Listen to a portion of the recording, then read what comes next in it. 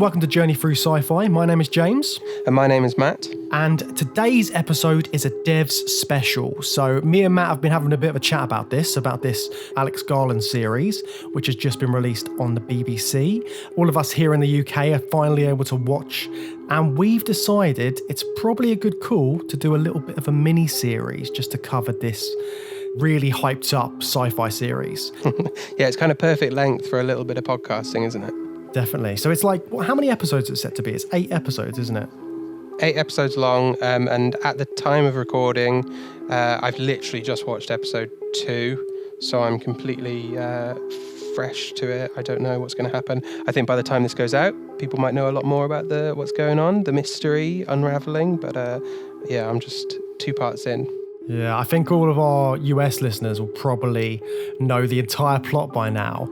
So if you are hearing this and you want to sort of chat to us on Twitter, please don't give us any spoilers just yet. Wait until we watch the whole series and then we can talk about it in depth online. Also, we're going to be probably just wildly speculating about the plot and get it completely wrong. So if you're further down the road than us when you hear this, don't take the piss just because we got it completely wrong. And just to warn you, if you haven't watched the first 2 episodes of the show, go away, watch the first 2 episodes of DEVS and then come back because we will be doing a full spoiler chat about those 2 episodes today.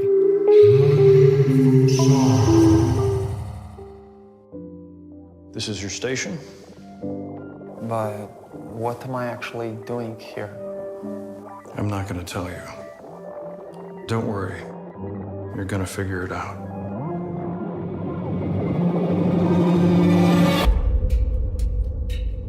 The last time I saw him, he was headed toward DEVS. And then he disappears. Something bad happened to him.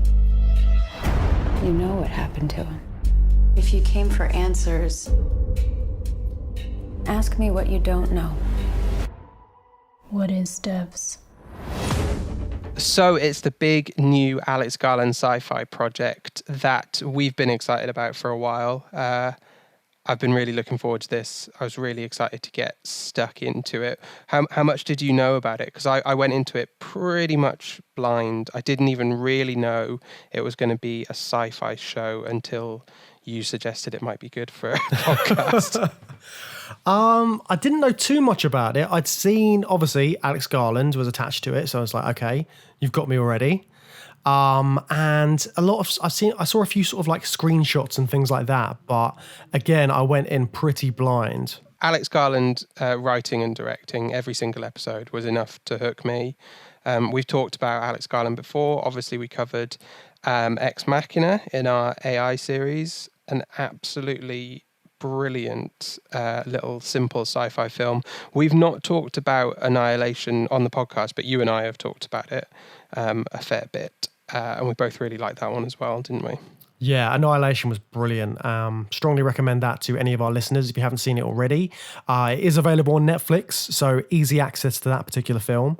But Alex Garland has done so many sort of sci-fi films as well, hasn't he? He's written quite a lot. Yeah, but it's not really like how he made his name, is it? Like The Beach was what landed him, in the big time, wasn't it? Danny Boyle picked up that novel to turn into a movie, and it's a brilliant, tense thriller, but by no means a sci-fi movie. Yeah, definitely. But he's kind of like, he's built this niche for himself now with the more sci-fi stuff that he's been doing. Because I remember when we were talking about Sunshine recently, obviously he wrote that and then Danny Boyle directed the film. And we forgot that was him. Yeah, because we talked a bit about Alex Garland's, about the fact that Alex Garland is an atheist as well, didn't we? Right, yeah. Because that's important. Yeah, because that will definitely come into play when we're talking about these first two episodes of DEVS, because I think a lot of those themes and some of his beliefs are coming through potentially in these first 2 episodes. There's definitely a link to, I think he might have a bit of an interest in human characters playing God. Yeah, definitely. So he wrote 28 Days Later as well, didn't he? Yeah. Yeah, so he's got, like we said, he's got quite a few really strong sci-fi credentials in there. So we've got Ex Machina, we've got Annihilation, we've got 28 Days Later, we've got Sunshine. These are all heavy hitters. So going into this, I expected that sort of level. Right, okay. Yeah. High expectations. Yeah, then. definitely. I mean, come on. But yeah, I think that's reasonable. I felt the same way, yeah. but I feel like so a lot of the stuff I've read since talk about how these first 2 episodes are a bit of a slow burn, and I feel like this series is a bit of a slow burner itself potentially, unless obviously like being sci-fi fans, we can deal with a slow burn. But I think some people have gone into this expecting it to be slightly more fast paced, maybe. Yeah, I think that's a fair criticism. I would say that, I mean, both episodes, they're under an hour, I think. They're the sort of standard American 45-minute-ish length, aren't they? And both of them have like a really violent climactic scene in these first 2 episodes. So yeah, they both start quite slowly, but considering it's only 45 minutes and you get a really tense build up into a moment of violence, that kind of counterbalances the slowness of it a little bit. Yeah, I'd agree with that. So what did you think of these first 2 episodes, and what was your overall opinion just watching these? I think like going straight in, the first thing I was really struck by was the visuals of it. It really looks like an Alex Garland project, even though it's only, so as director, it's only his 3rd project, I think. Is that right? I think it's something like that, yeah. And in fairness, Annihilation doesn't look anything like Ex Machina. I thought this really did look like Ex Machina. It looked like a return to that kind of the universe of Oscar Isaac's character from Ex Machina. It's a similar sort of a warped and twisted Silicon Valley nerd creating this cultish kind of vibe around him, you know? Yeah, definitely. And it's like you said, yeah, I didn't really think about that before, but it does have that Ex Machina look to it. I mean, the whole company is you could imagine that like a character like Nathan from Ex Machina working at this place or having some connection to it, because obviously he was the main scientist, inventor in that particular film, but it has all those connections to it. You can imagine the same sort of thing. Yeah, and I think both of those characters, to an extent, want to play God. I think Nathan is worse with it, maybe, than Forrest in DEVS. I think Forrest is kind of, I don't know, kind of like deliberately trying to reject God. But there is, when characters do that, there is an element of also playing God. Because if you're trying to sort of disprove God or challenge the very fundamental ideas of a deity, then by doing that, you're sort of replacing them, I guess. Yeah, I can see, because I think one of the major themes of the film is sort of, it's got ideas about religion potentially and this whole idea about determinism. But I think we'll go into that a little bit more in detail as we carry on with the chat. But yeah, so like Caleb as well. I feel like Caleb from Ex Machina is very similar to someone like Sergei to an extent. So he starts off as a computer programmer in Ex Machina who suddenly gets taken and shown these extra secret bits of the company that he's working for, and that's kind of what happens to Sergei in this. But obviously there's an extra layer as to why Sergei's actually working for the company, which comes in the sort of like the whole spy element of the story. Yeah, there's a bit of a twist that kind of rewrites that narrative. I think as we go into episode 2, and I don't know what's going to happen afterwards, it seems like Lily's kind of stepping into that role of being the kind of, you know, really smart protagonist who is unraveling the mystery of this mysterious, slightly menacing, threatening, well, not slightly menacing, very menacing, tech guru guy. So the tech guru, Forrest, who's played by Nick Offerman. Have you seen Parks and Recs?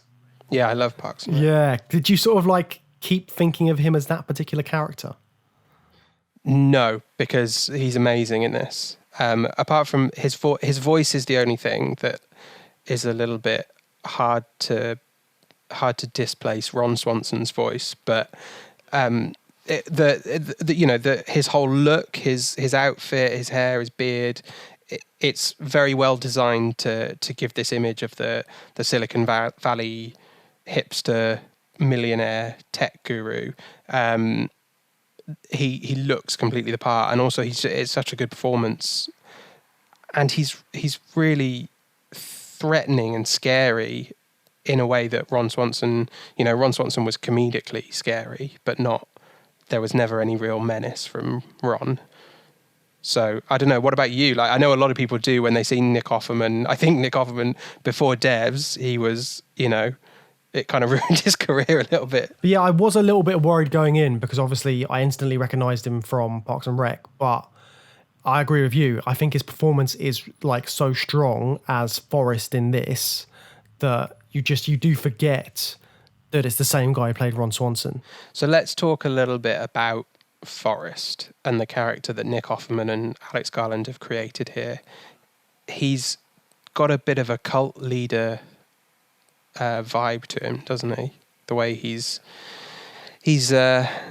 everyone in the company is completely revered, but he's also a bit mysterious. He's got this special DEVS project that no one's allowed to know about, but everyone knows about, but you don't really know much about it. And to be called up to it is such an honor, even though no one even knows what they do. And he's got this unlimited power, it seems. Like, what are the things that Amaya... So the company's called Amaya, and we don't find out why until the second episode. But they're involved in so many weird things, aren't they?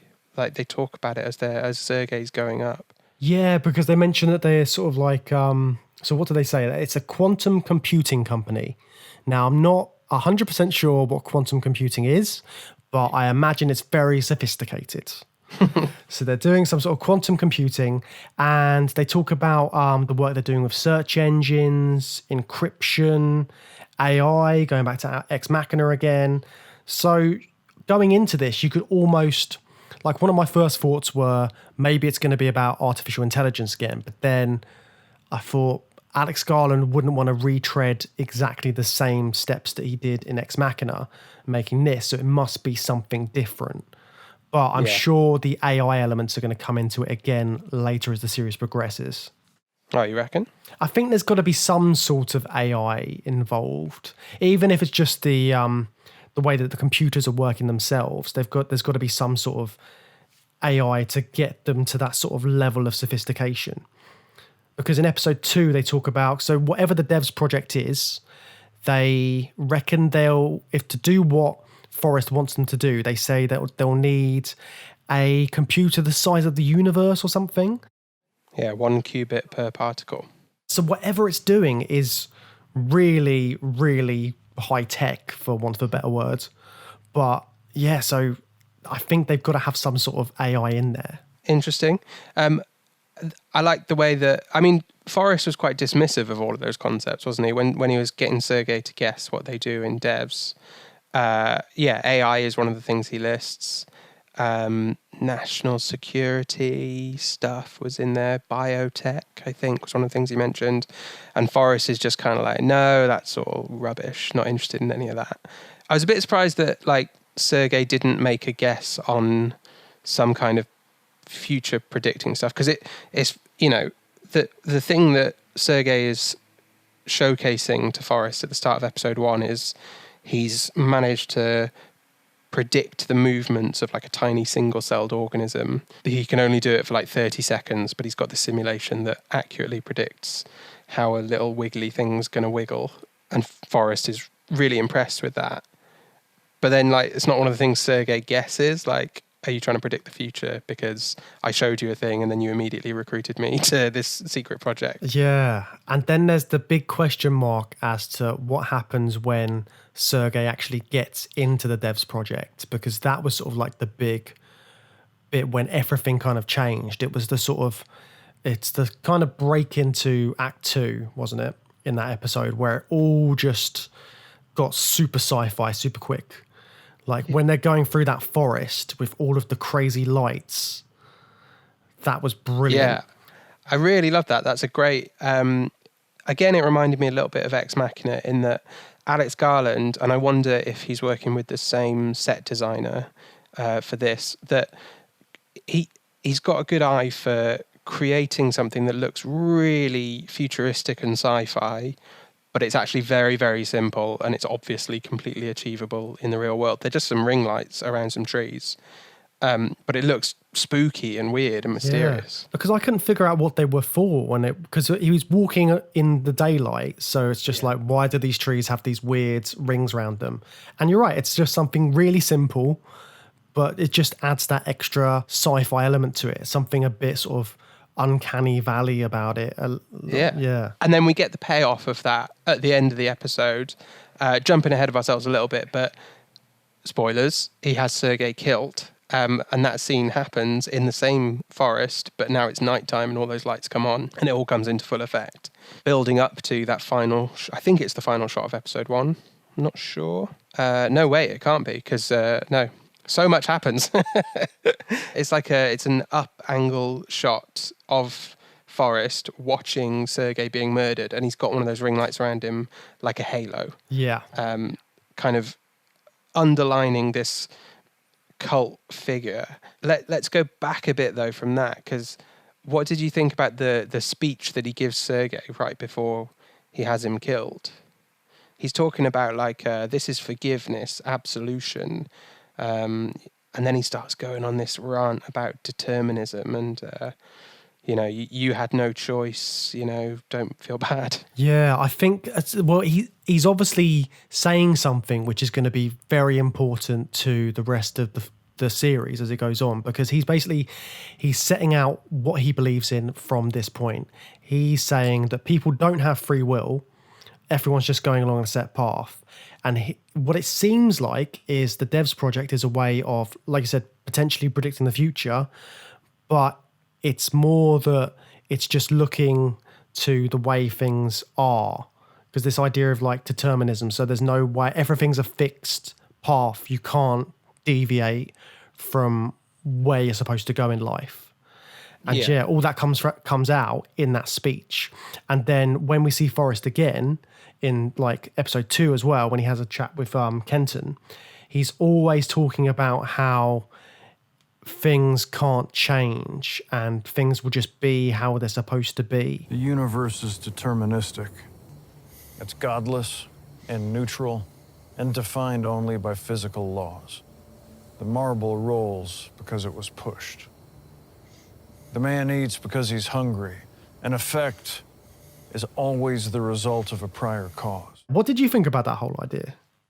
So I thought that it really made Forrest a really, really unpleasant character because, and not just because he's orchestrated a murder, but he's orchestrated a murder with the belief that, or with the full knowledge that it was going to happen.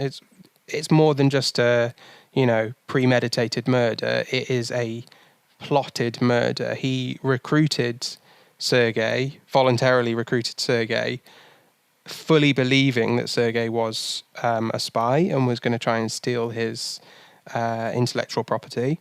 And then he goes through with it. Sergei goes through with it as Forrest expected, and Forrest has him killed as he always knew he would if he went through with the industrial espionage, which makes Forrest completely evil. He knew all of that was going to happen and he still went along with it. I guess his counter argument would be, well, it's all, I was all just part of it as well. It's all predetermined and I was just playing my role. That's like a get out of jail free card, isn't it? It's just saying exactly. I've killed this man, but I was always going to do it, so I couldn't really help it. It's just what was going to happen. I'm just a pawn on the board like everyone else, and I had to play my part just as he did, and my part was having him killed. It makes him a really unhinged, dangerous character. But this is why it's weird with the whole sort of idea of him as kind of like a godlike character in being the head of the company and having all this power. He still feels like he doesn't have any power because what he's doing is just going along the path. Yeah, kind of. But that's kind of how all cult leaders work, isn't it? They position themselves as the one that, I know what's going on. I know better than everybody else what's going on. And that's how they kind of manipulate those around them and keep that power. Yeah, that's a really good point. And it's kind of and we see a bit of his cult in the episode 2, don't we? When we're introduced to some of the characters that are working on the DEVS project. So what did you think about those guys as well? And did they seem like cult scientists? The Alison Pill's character seems to be she's like the right hand woman. She's really bought into the whole idea of it. She goes with him to meetings. I think the rest of them kind of have a bit like what Sergei is presented as at the start of the first episode. He's just as, really good, really smart, really good at coding, and just really interested in, doing interesting work. And that's kind of more the sense I get from the other members of DEVS. But I don't know, because we haven't seen too much of them. What do you think about them? Well, it's just like it's a weird group of people as well, isn't it? You've got the older character, and then you've got this like 12-year-old kid working for them. And it's this sort of like polar opposites and this sort of like weird mix of people in that room that we see in the DEVS project. And they're all doing the same thing, but then they're obviously all contributing something slightly different to this strange project, whatever it is. There was a hint in the second episode that they know what Forrest did to Sergei.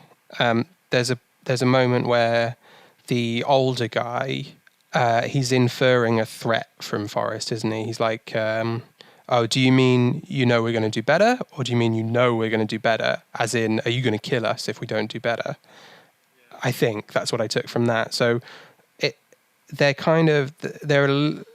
think they're somewhat complicit in the dirtier deeds that Forrest is willing to do. And maybe they're just, maybe it's part of the kind of the magnetism of Forrest's cult leader aspects, or maybe they're just so obsessed with like this amazing project they get to work on that they're willing to turn a blind eye to stuff like that. Yeah, and that particular line really reminded me of the Steve Jobs film as well, because there's a moment in that when Steve Jobs is telling one of the programmers that they have to get this bit of tech sorted out for this big presentation, or they'll be fired and they just won't have a job and that kind of thing. But right. I think Forrest has that kind of element to him as well. He's kind of like Steve Jobs-like in his power and authority, from what I've like heard about Steve Jobs as well. Yeah, outwardly presenting as this calm, cool, chilled out hippie dude, but actually like a pretty ruthless businessman underneath all that. And I feel like he's got quite a lot of issues going on underneath. So the whole Amaya company, throughout the whole building complex, there's all of these like pictures and video clips of this little girl. And then there's a massive statue of this girl outside the building as well. So when we first go in, we're like, what the hell is going on? What, I don't understand. I kind of like had an inkling it might have been his daughter to start off with, just because that's sort of like the logical thing to think. But even so, it's such a weird element to have in and not explain until like the second episode. Yeah, it's great though. It's because it's so striking and weird, and it makes the Amaya campus just seem like a complete oddity straight from the get-go. I didn't clock that it was going to be his daughter until that was revealed. I thought it was some kind of weird metaphor for something that he was trying to project and give an impression of about his company. But the fact his whole company is all centered around his daughter, basically. So it must be the DEVS project has to have some sort of link to that. And as we see in the second episode, he watches we'll go into that in a minute. But there's definitely a strong connection between that and what's going on in this weird DEVS project. So the rest of the cult, let's talk about the members of this cult a little bit more, because I want to talk. I love that you're calling them. I love that we started calling them a cult as well. Because when I first started watching it, I don't think I ever really thought of them as a cult. I was just a bunch of scientists. But you're right, that is what they are. Completely. I think so. Forrest is that magnetic creep at the top of her chain. But I guess what separates them from your typical cult, or maybe not movie cults, but real life cults, is that Forrest is delivering on his weird promises. Normally a cult leader is promising people the world, and has absolutely nothing to back that up. And best case scenario, he's going to get them all to kill themselves, promising they'll go to be on a comet or whatever. It seems like Forrest is really able to deliver the goods. He's promising this. Well, we don't know. I think it's some kind of future prediction thing, but we don't quite know that. Or is it like some sort of weird time travel thing? Something like that, yeah. Let's get to that in a bit, though. So the other main character in that Amaya world is Kenton. What did you think of this guy? He's pretty brutal, isn't he? Because when you first... So the first introduction you get to Kenton is when he's interviewing Sergei. And Kenton seems harmless enough. He just seems a bit mad. Because he's talking about all of this sort of like communist stuff to Sergei, who's a Russian character. And he says, oh, your girlfriend's Chinese as well. It's obviously some sort of communist connection there, is what he's basically implying. And we just when I first watched that, I was like, you are being ridiculous. Yeah, he's kind of played as a almost comedic figure in that first scene, isn't he? Yeah, and then as it goes on, we find out that Sergei is actually working with the Russians back home, and there is some sort of weird spy thing going on. But yeah, it's so interesting the way they set up this character to be harmless, and then by the end of the episode, you're seeing him kill Sergei in such a graphic, violent manner. And then in the following episode, he's got another really violent scene when he kills Anton. So that's 2 back to back. We're really getting a sense of Kenton is the henchman, basically. He's the guy who Forrest is going to send out to do his dirty work, and he'll happily do it. Yeah. When do you think this show is set?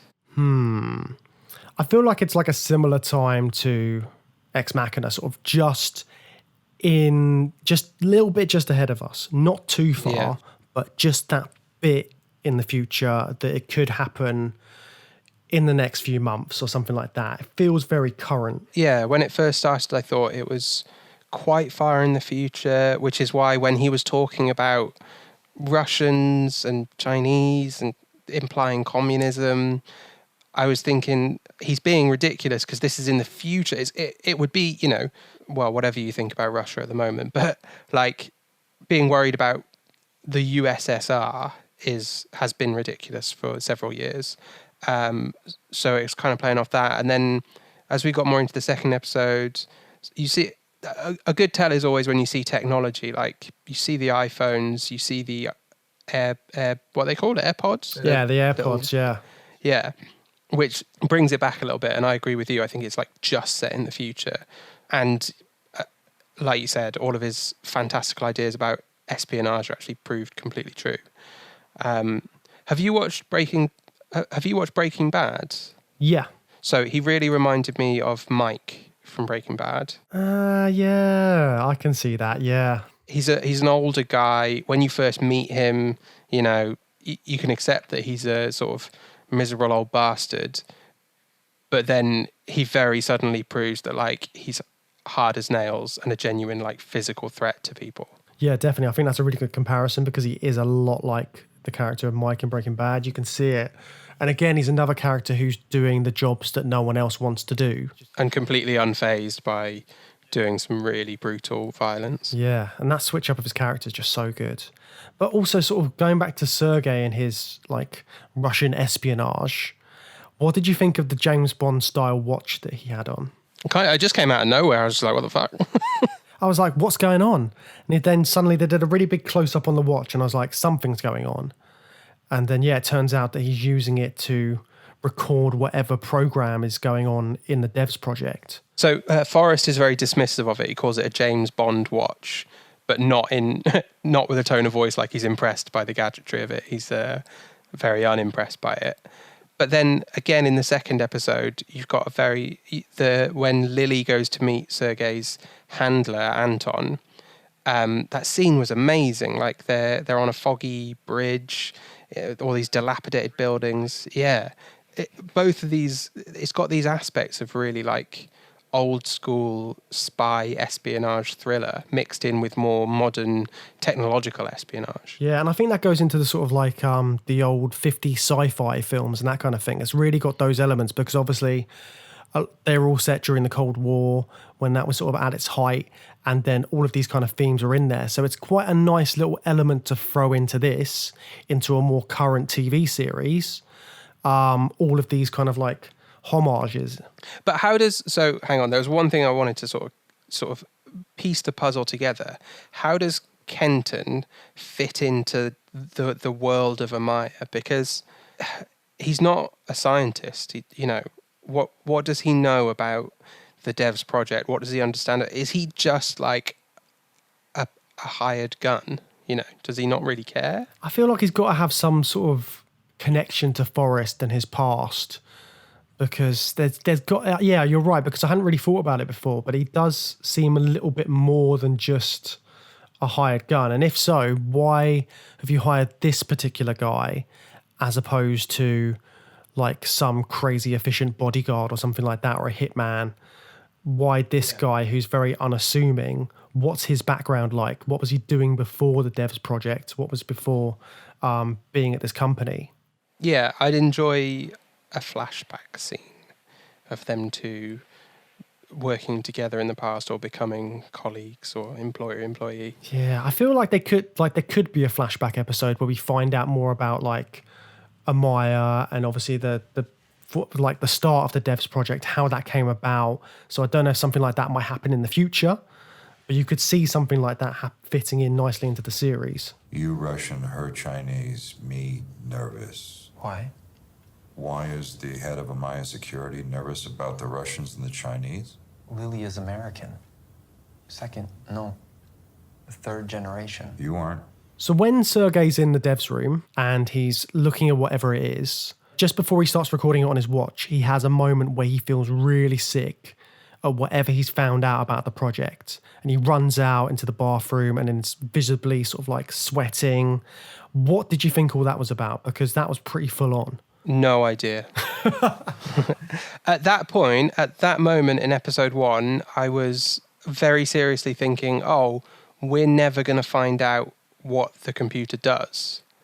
I think we are now. I've changed that opinion, but something about there was quite a lot of scenes and long scenes where Sergei is just staring at code and it's emotionally affecting him. What did you think of his reaction to that? I think it feeds back into that determinist idea again. So I feel like whatever he was seeing on that screen was some sort of, I feel like it must be something like that. Like he saw something so, because if you did find out that everything was preordained and you could work that out in some sort of weird code and you could see that, and then suddenly understanding that would make you feel sick. There's some sort of big, sort of complex, universal revelation in there. I don't know what it is, and I'm using a lot of big words to try and sort of like tiptoe around what it is, but yeah, it's got to be something like that. So like he was maybe looking at absolute proof to him that he had no free will. Yeah, because if it was something like that, or it's some sort of proof that it's got to be sort of life-altering information for him to have that kind of reaction. Actually, I guess one thing that like popped into my head was it slightly reminded me of Hal going insane in 2001.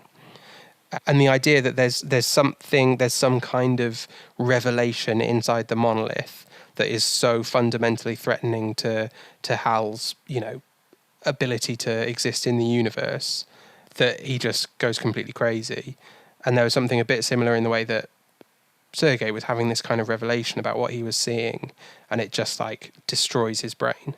Yeah, I can see that. Yeah, because it's really affected him. And then, yeah, because he runs out of the building pretty much not long after that. He really sort of pegs it out of there to get away from it as far as possible so he can, tell people about it.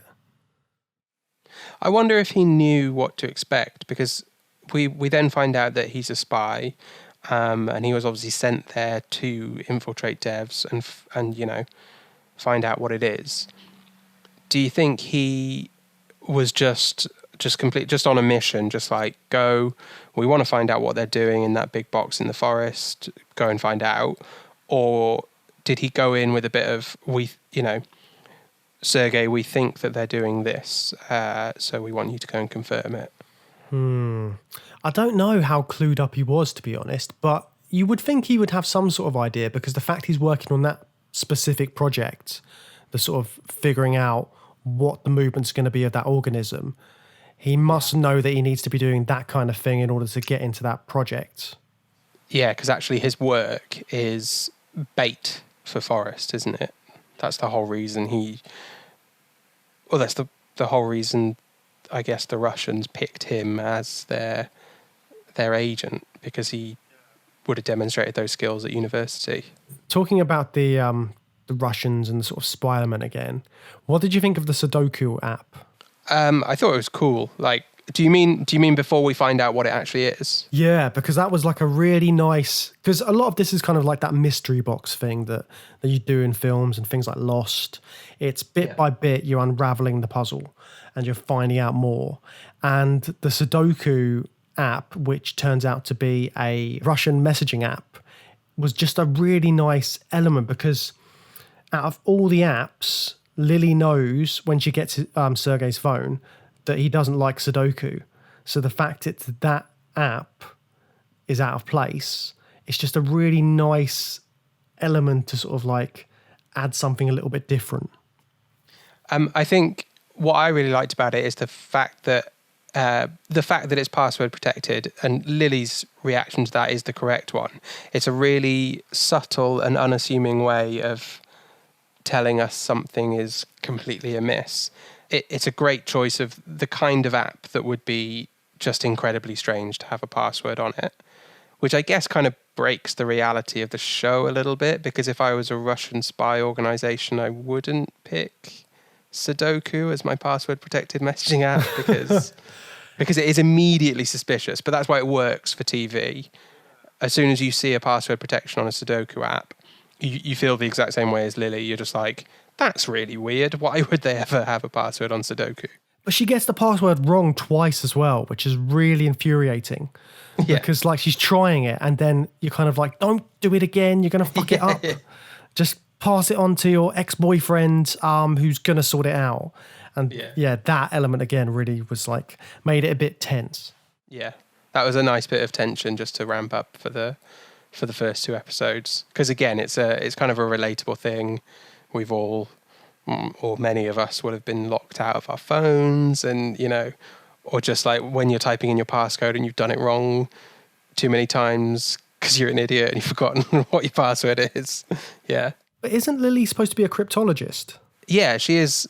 She's got all the same skills, presumably, or I don't know. Are they in different fields? They are in different fields, aren't they? Because Sergei's doing his future modeling thing, and she's a cryptologist. Obviously, not a very good one compared to her ex-boyfriend. Not a password guessing cryptologist. But then there's that weird scene where when she's in the office and she's just going through numbers back and forth and stuff. Oh yeah, I think it's the Fibonacci sequence, isn't it? Ah, is that what it was? I kind of like was half watching that bit. Yeah, I think it's just the Fibonacci numbers. So all that's telling us is that she's got very good mental arithmetic. She can add two numbers very quickly. She insists she hasn't memorized the sequence. So I imagine that's what's going to get her into the DEVS project. Do you think that's the trajectory of it? I think she's got to end up having something to do with it, because she's our protagonist now, isn't she? Like, yeah, definitely. Sergei's dead. And Sergei's death, the way they covered that up was quite interesting, because they made it really elaborate. They said that, so they've got video footage of him burning himself, and it's just quite a lot of extra stuff to do just to hide a body. Yeah, but it works because it's very convincing. But I guess it's not 100% convincing because, Lily still went and did the whole Find My iPhone thing and downloaded Sergei's phone. So she still had just a nugget of suspicion. Or maybe maybe she completely believed that he committed suicide and she wanted to try and find out why he would do that. Maybe that's all it was. Did you recognise Lily? No. The actress. But I just looked up when you asked me to find out the name. So I was just looking up because I wanted to get the names of the characters from Ex Machina, and I saw the cast list for Ex Machina, which is only like 5 people, and I recognised her name. What's her name? Sonoya Mizuno. Yeah, I saw that name, and obviously that's a very memorable name, but I don't recognise her at all. And all she's had is a haircut, and she's wearing a bit less makeup, I guess. But she's also in a series called Maniac on Netflix. I want to see that. Yeah, that's really good. That's got like some really good sci-fi elements to it. But yeah, she's completely unrecognisable in that. So I would never have imagined it was the same actress in all 3 of these things. It's like I did a tweet a while ago. Right? The actress who plays the Marine in Aliens is also the stepmom in Terminator 2, which I had no idea about. And it's like, I love when you find out that an actor or an actress has been in 2 of your favourite films, but you've just never clocked that it's the same person because of their range and the way they look in these 2 different films. So yeah, seeing Sonoya in this, I was like, oh, completely different person, completely different character. I mean, it's the mark of a very good character actor that they can...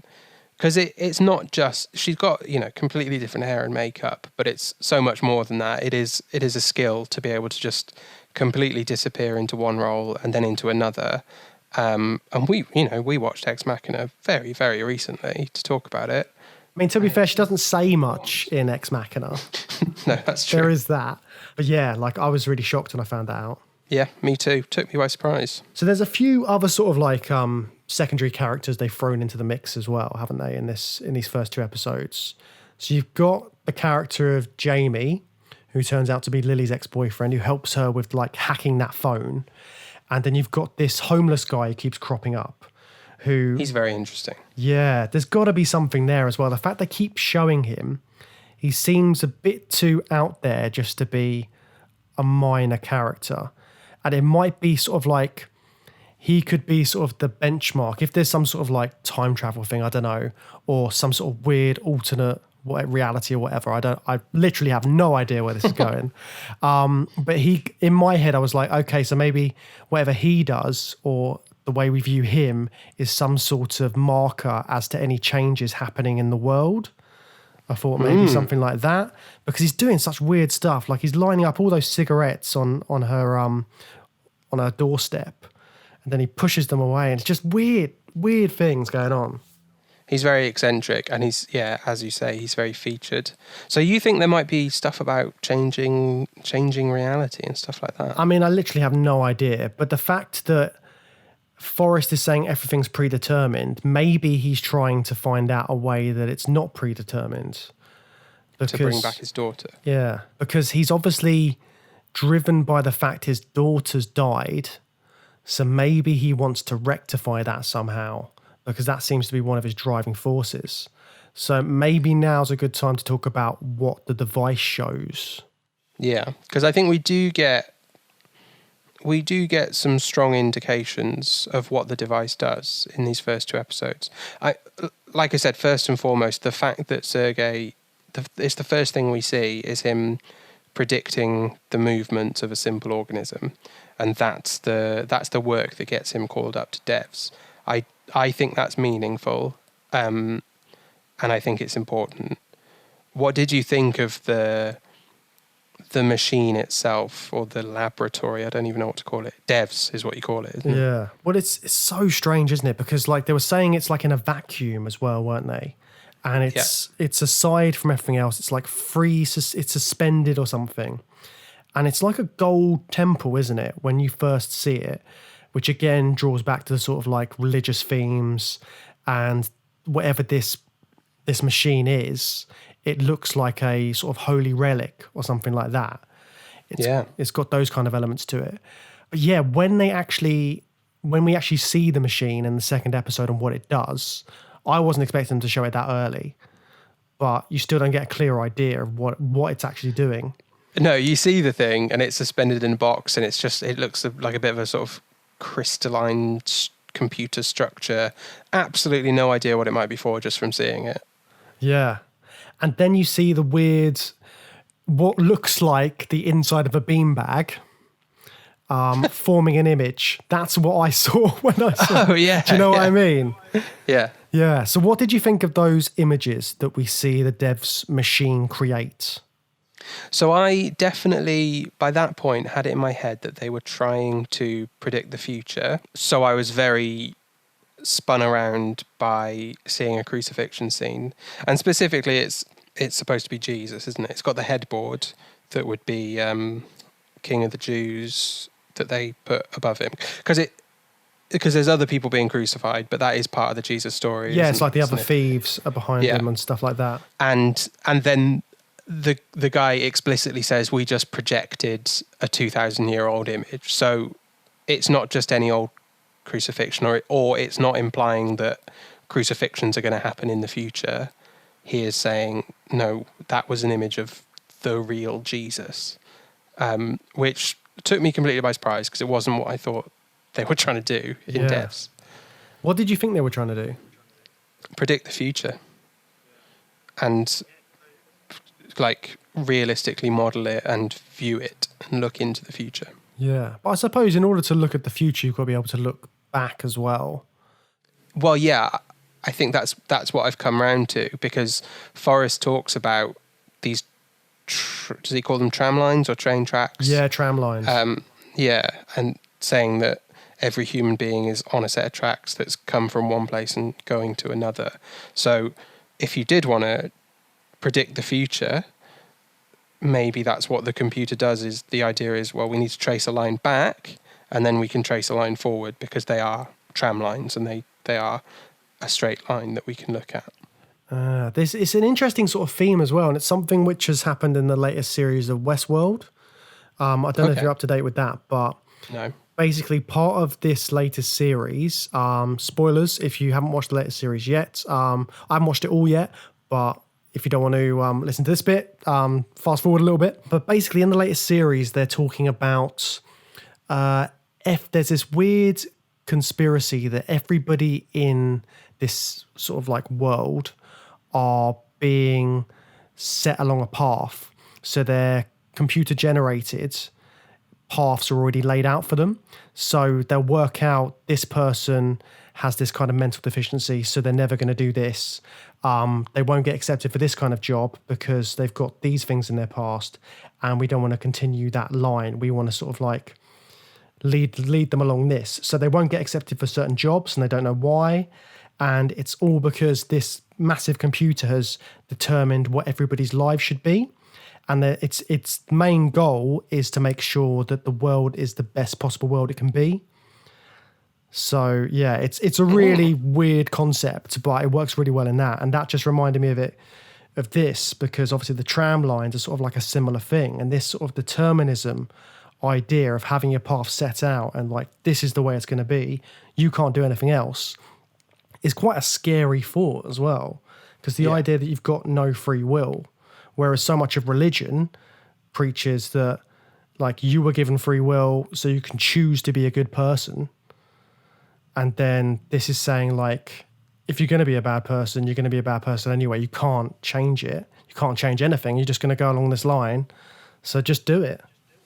Yeah, and that's what Katie says to Sergey. I think she says, oh no, who says it? Someone says, if it's true, it doesn't change anything, and that's the point. When they're talking about the machine. And that's, I guess, Forrest's philosophy. He's trying to prove, like you said, everything is just predetermined. But he's disappointed. He's disappointed, though, with the image of Jesus. And then he's slightly threateningly telling them they're all going to do better than that. Yeah. It's because it's not high res, and he wants it 1080p. Was that what it was? Yeah, that's what it was. 1080p, you already sound old-fashioned, James. 4K, 8K. No, 1080p is still what I deal with. I can't afford a 4K TV yet. Wait for the podcast to do really, really well, and then maybe I'll get a 4K TV. Oh, yeah, that'd be nice. But he's definitely disappointed. So do you think that's all it is? It's just that the image is not good enough quality? I don't know. And not something about the fact that it's showing them an image of Jesus that's disappointed him? I don't know. It's probably because he wants to prove it indefinitely, doesn't he? That's kind of what he was implying. He wants to be able to be like, right, this is what it is. And he says he doesn't want it to be like a scientific breakthrough. He wants it to be a miracle. Right, yeah. Yeah, so again, you've got that like idea of him as kind of like almost like a deity, or wanting to have that kind of influence on people. He wants it to be so spectacular, whatever this big reveal is, which I'm hoping we'll get as the series progresses, and it doesn't do like a weird Lost thing on us. And then immediately after that, he sends them all away, and then he sits in that room and he watches a similar quality, fuzzy kind of, as you put it, beanbag projection of presumably his daughter. It's a little girl, isn't it? And he just sits there and watches it. She's like blowing a dandelion or something, isn't she? Yeah. And that's telling us quite a lot about Forrest, isn't it? And his motivations, as if we hadn't have guessed from the reveal that his daughter died and was called Amaya. Yeah, but it's like it's really showing that sort of fixation he has on sort of the past and his daughter's death. Yeah, so I do think there is a bit more to it than just predicting the future, because why would he care if he's so hung up on his daughter? Did they actually say that his daughter is dead? Well, he says it to Lily at the start of episode 2 as a way of comforting her. But at the same time, he's capable of telling quite horrible lies to Lily. So maybe we can take that with a pinch of salt. I do think that the eccentric Silicon Valley billionaire erecting a 200-foot statue of a little girl, if his daughter wasn't dead, some people would be aware of that and think it was a little bit strange. Why are you putting that up? That's a bit strange. Yeah. Also, the image of the statue as well. It's like she's catching something or presenting something, which is a bit strange as well. Because why that particular pose? Is there some sort of relevance there, or is it just like, oh, that was a good picture? I think we are gonna see that. I think it might just be a particular picture of her that he's got, or again, we might get some kind of flashback. Maybe the DEVS building will rise up into her hands, and then she'll be presenting it to the world as this big miracle. Or maybe not. It's a good job I didn't write this, because I'd throw that in there. The second episode, again, like I said at the start of this episode, it ends with another moment of extreme violence. Kenton is involved in that violence again. Obviously, he's the violent guy. muscle. Yeah. But it really didn't play out the way I was expecting it to. And I actually think that's really important and interesting. So did you notice that we actually saw a clip of that at the very start of episode 2? No. Episode 2 starts with a montage of various things happening. Watch it again. Go back and just watch the first 5 minutes of episode 2. One of those things we see in that montage is a wide shot inside the parking lot where Kenton and Anton fight. And you can only see their backs, so you don't know what's happening, but you know that someone's being murdered. It then, I think, the next shot, or a couple of shots later, it cuts to Forrest in his office, I think in the DEVS project, and he slams his hand on the desk like he's really angry or upset about what's happening. And you got no context. He could be mad about the outcome of that violence because that's how it's edited, or he's just frustrated and feeling guilty over Sergei, which I think is indicated. But what that means is you get to the end of episode 2, and I had it in my head the whole way through the episode. Someone is getting killed in a parking lot. So when Anton's pulling into the parking lot, I'm like, oh, okay, I know what happens. And then you see the shot of the same shot that we saw at the start of the episode, and you realise that what you saw at the start of the episode was Anton with his arm around Kenton's throat. So at this point, I'm convinced that Kenton is about to die. And then very interestingly, that is not what happens. Kenton gets the upper hand. It's horrible, snaps Anton's neck against a tyre. Yeah. But the reason I think that's so interesting is because we're shown that at the start, and it's a show about, or that is dealing with the idea of determinism and possibly with the idea of trying to predict the future. We're given a glimpse of that. It influenced what I thought was happening, but then what I thought was happening turned out to be wrong. So I'm very interested to see whether those sort of things will happen in later episodes. Will the prediction element get more accurate, so I'm, as a viewer, given a better idea of what happens? Or is that a bit of a hint as to the DEVS project maybe not working as well as Forrest wants it to, because we as a viewer were unable to predict what happens at the end of the episode?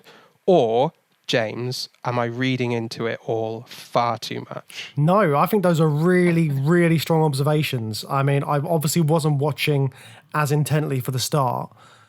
It is blink and you miss it, but it's a really sort of striking, violent moment. I think you're right. And for there to be some sort of montage like that is predicting what's happening later on, that's got to have something to do with the tramline sort of idea.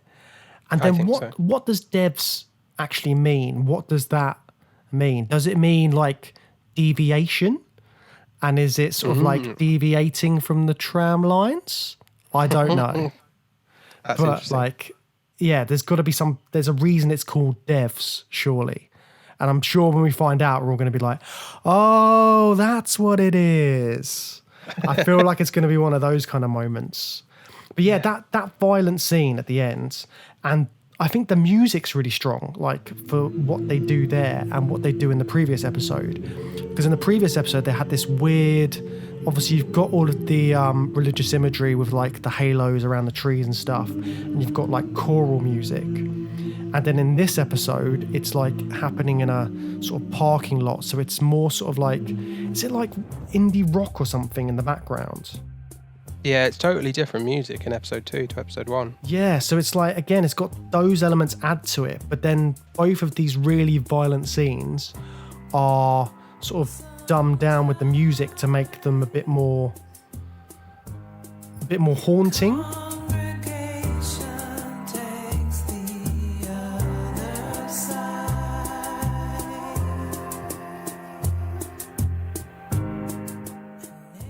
And that fight scene was very messy. It was an interesting sort of counterpoint to Sergei's murder. Sergei's murder, really violent, but it's got that totally orchestrated, predetermined feel to it because it's really efficient and brutal in its efficiency. He comes out of nowhere, bag over Sergei's head. Sergei hasn't got a chance. Whereas the fight with Anton, I had to watch it a couple of times because I wasn't really clear what was happening. Yeah, because I thought did he get stabbed? Anton pulls a knife and stabs him. He grabs it by his hand, doesn't he? Yeah, he just grabs the knife, and then they're just tussling basically for a couple of minutes, and then it still looks like Anton's got the upper hand when they fall to the floor because he's still got an arm around Kenton's neck, but somehow Kenton like positions himself so that he can, ram his neck up against the tire, and I completely didn't clock that was what happened, and I had to go back. Do you think that the fact that you saw it in that way, you saw from the beginning, you thought that Kenton was going to be the one who was going to die? Do you think that that's sort of like a subtle way of them saying that they're going to get around this predetermined tramline thing? Maybe that. Is that why that particular scene looks more rough and ready and the other one looks more calculated, because it's the actual tram lines happening in the first episode, and the second episode they're deviating a little bit? I don't know. Maybe, I could be making up a load of shit, but I loved it. Like, I loved the way you can speculate about this. I think for me it was more important that seeing it before it happened influenced what I thought was happening when it was happening, because I was convinced Anton was going to kill Kenton because what I saw was him grabbing him by the neck from behind at the start of the episode. Because you weren't shown all of the information at the time. Like the entire show. Yeah, exactly. So Kenton getting the upper hand I couldn't follow it, and I had to rewind and watch it because I had in my head an assumption that Anton had the upper hand and was going to kill him. And I think that's important for the way, Forrest is going to be trying to look into the future, make assumptions, and maybe it's going to affect the way he then behaves because he might get it wrong. Be interesting to see, won't it? Yeah, I'm really excited for more. I'm really looking forward to seeing more. I'm looking forward to seeing how wrong we both are with our guesses. It's going to be good. Yeah, definitely. So we're going to be continuing the mini-series. We're going to be doing 2 episodes at a time of devs so that we're not talking about the whole thing in one go and we won't miss stuff. And also just to give you a bit more content to sort of get you through the weeks, So look out for more episodes in our devs mini-series. As always, you can find us on the internet. Where can people find us, Matt? At Through Sci-Fi Pod on Twitter and Instagram. You can email us at journeythroughscifi@gmail.com. And we got a Facebook page. Come along and say hello. Drop us a line on any of these channels. We'd love to hear from you. Definitely. And we'd love it if you could do a review of the podcast. Tell us what you think. Give us a nice review. It's always really appreciated. And yes, we will see you next time.